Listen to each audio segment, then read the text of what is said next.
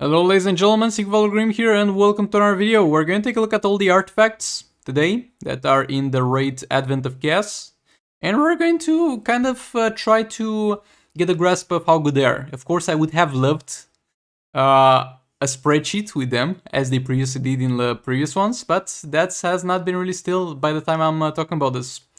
But yeah, if you enjoyed the thumbnail, huge thanks to Ruby, or Zero, however you know her. For doing it. It's an admin on my server and it's a cool thumbnail, but yeah, getting into this. Over here, Trigon's power staff.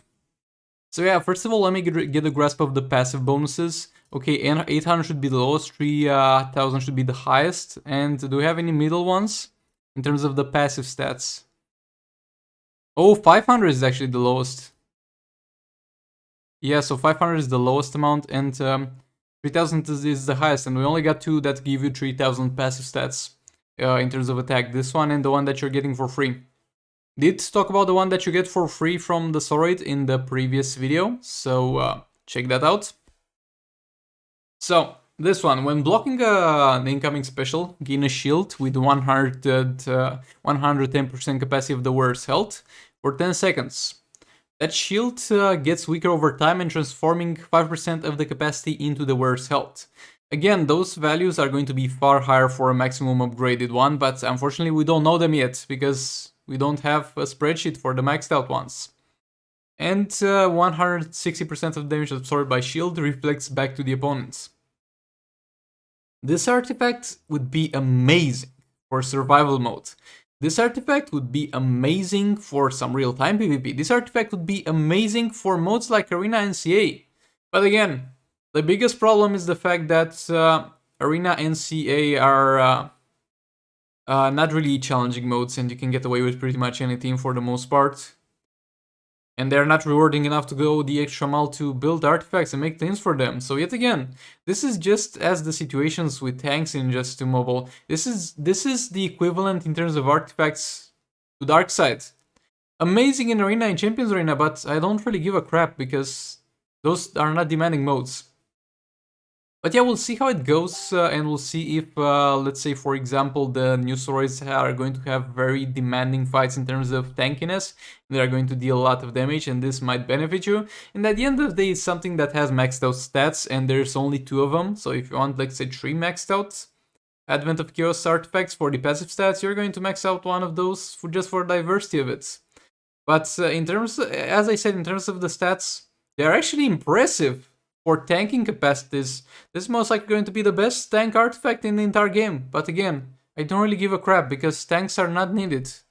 They are dead class at the moment because there's no game mode that demands them. Sword of Sin. Inflicts 9 seconds of burning on special, for those of you who are watching who don't know what burning is. The burning effect is going to half the opponent's defense, and at the same time remove their crit resistance. And also going to drain opponent for 0.5 power bars every second after the successful special for 4 seconds. Again, those seconds are going to increase. Also the power bars that are drained are going to increase. So this is pretty much yet another artifact that's going to easily allow you to power drain an opponent, and it seems to be a very good one at that. Not in the state that it is now, but again, we don't have the damn spreadsheet, so I am unaware of the value at level 10, but most likely at level 10 is going to be the next best artifact if you want to play some power drain demanding fights, like the fights with, let's say, Brainiac in Rise of Krypton Steroids, and the fights in Phase 4, because the fact that it also inflicts burning effect is going to also add percentage of damage that you're going to deal additionally because the enemy loses defense. So yet again, this looks like a pretty decent artifact, but it's most likely just specifically useful. It will be useful in some specific fights, and other than that, it's not gonna be that useful. Though the power drain, if the power drain is through the roof, you can pretty much use this for fun in pretty much every single fight. But yeah, I don't know. Again, let's call this an average or an above average artifact. What this reminds me of is like the let's say, Radiant from the Dawn of Apocalypse artifacts, because that one had a pretty useful use, but again, it was only specifically used by some teams. Again, not too mad about this one. It looks like an interesting artifact indeed. Okay, we got here a candle which is leaned on the side in a BDSM position, ready to squeeze it over somebody. But yeah, getting back to this again, this looks weird. But yeah, we get the candle. Okay, random special is disabled upon tagging. The rest of the specials have plus 100% 5. What? 100% 5 what? Damage? So you get one of your specials randomly disabled on tagging, and the rest of your specials are going to have additional damage. Cannot be triggered if all specials are disabled. Okay. Obviously, because you're not gonna get any damage for the rest of your specials. So if the rest of your specials are disabled, then even if it gets triggered, it's not gonna do anything, and it's going to give you some power generation. This looks shit. This really looks shit, to be honest. I mean, this might be yet again good on Raven, because she is going to use a plethora of specials, because pretty much every single special of hers is going to be useful in one or another. But in terms of raids and soul raids, I don't know, man. I myself kind of want to use the special that I mainly use. And having a random chance to get the special that I want to use disabled is not going to help me a lot. And the damage increase is most likely going to suck, because they have added previously some percentage damage on artifacts. Like, let's say 30% more damage on the special tree on the artifact bonuses. And I was like, oh, that's crazy. That's going to add like a whole 2 million more on top of Silver Banshee's special tree and soul raids. It doesn't work. I mean, it adds that much if you deal like a huge amount, as you can do with Mushroom Hunter. But the thing is, it doesn't work like that. It's not going to be calculated out of the final amount of damage that you deal with the crits and everything. Is going to be calculated out of the base amount of the ability before taking into account the combo and the all blades. Not 200% sure about the combo, no, don't quote me on that one, but the thing is, it doesn't properly stack, so it says a 110%, it's most likely gonna be a 10% and or less, so it's just not worth it. This one seems bad. Again, might be very wrong about this one. If you guys remember to when we did the Rise of Krypton artifacts, the Beta Club looked shit on paper, and I dissed that the first time we got to look at them, but then we saw it was overpowered, so yeah, it might be the case with this one, though I doubt it. Word of Salvation. Okay, so this is going to give you a 33% chance to steal 3 power bars with a successful swipe attack. I mean, this is going to be a far higher chance, and this pretty much gives you power steal on basic attacks. Let's just call it that, because you're going to do a lot of swipe rights on basic attacks, and also it's going to give you increased damage for each of the opponent's absent power bars. This looks like a pretty good artifact, to be honest. Most likely not going, might not be the top tier artifact, because we haven't, in terms of damage, because we haven't, of course, taken a look at all of them. But giving you raw damage, when something says that it's going to give you damage against the opponent, that's the best thing, because that scales with the damage. For example, you were gonna deal 3 million damage, you deal 3,300,000 because it's 10%. And again, it might go very high as you level it up. We're not aware of that. And the power steal will also go up, and you do a lot of swipe attacks, and if it's a combo interruptible fight, then you're going to have a very good time with this. Yeah, I mean, again, we don't know yet if this is the best one or something. It doesn't look too crazy, but at the same time looks like the most reliable artifact we've seen so far. Got over here the Philosopher's Stone. 55 chance to mitigate additional 12% damage from specials when blacking. That's shit. And it's going to heal you for a percentage of the mitigating damage. That's also shit. Yeah, this is the worst artifact so far. If you're getting the Philosopher's Stone, rip. I don't understand this shit. Like, it's supposed to be a budget artifact compared to... Which one of this? This is supposed to be the alpha male version of this artifact, and this is the budget version of this artifact. A tanky artifact that's going to be useful if you want to survive. But yet again, we don't have any game mode that's demanding for tanky artifacts and for survivability artifacts. So this is not gonna come into play a lot where you need it. And at the same time, this one is 10 times better, at the very least 10 times better than this pile of crap. So yeah, if you're getting this one, fat rip. And with this one, I'm very confident. I don't see any way that this might be useful. Book of Souls. 15% duration of buffs applied to wearer. Not 15, 12% duration of buffs applied to wearer. 12% duration of debuffs applied to the opponent by the wearer. Yeah, this is shit. This is also pure shit. Look, rather than having the buffs last longer, you'd rather have you dealing more damage and you can keep stacking the buffs. Like, what are buffs? We got the All Blades buff, but this doesn't count because you can't have both of them equipped, and this is not for the entire team, this is just for the wearer, keep that in mind. We got the Catwoman special tree. You just use the special tree again. Like, Catwoman is going to be most likely the best character to use this because she inflicts buffs on herself and debuffs on the opponent. And this will allow you to keep the lethal attack damage up higher, but again, there's no way this is going to be better than the Beta Club.